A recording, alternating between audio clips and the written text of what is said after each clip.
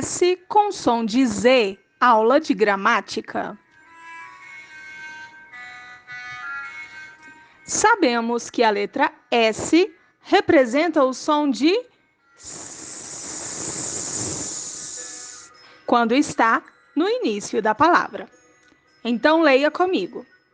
Sapato, sorvete, suco, sopa, sapo.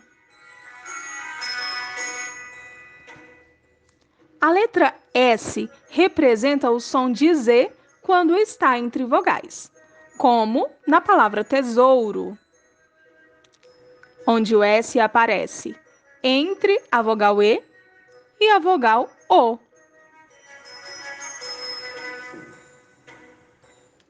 Dois S's usados entre vogais representam o mesmo som do S usado no início de uma palavra.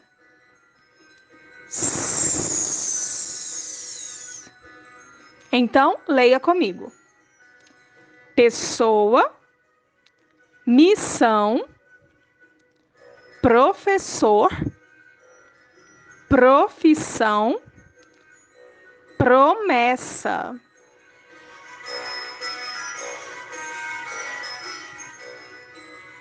Atenção! Dois S's não serão usados no início das palavras. Palavras com S e som de Z. Eu vou mostrar uma imagem e você vai me dizer que palavra é essa. Me diga em voz alta.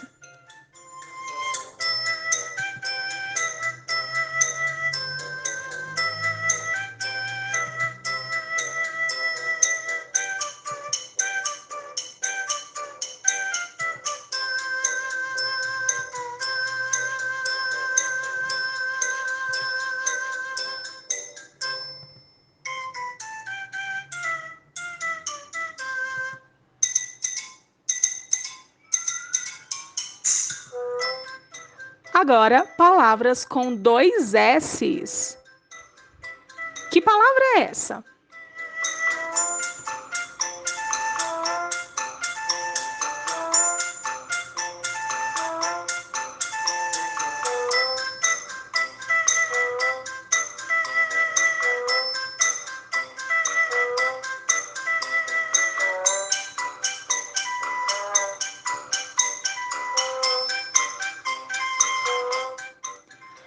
Qual dessas palavras deve ser completada com apenas um S? Osso, riso ou dinossauro?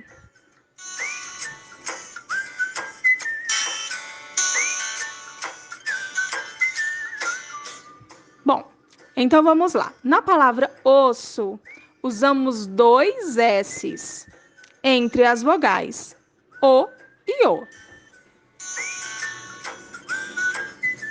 Na palavra dinossauro, também usamos dois S's entre as vogais O e A. E apenas na palavra riso é que usamos um S entre as vogais I e O, para que assim esse S representasse o som de Z, riso.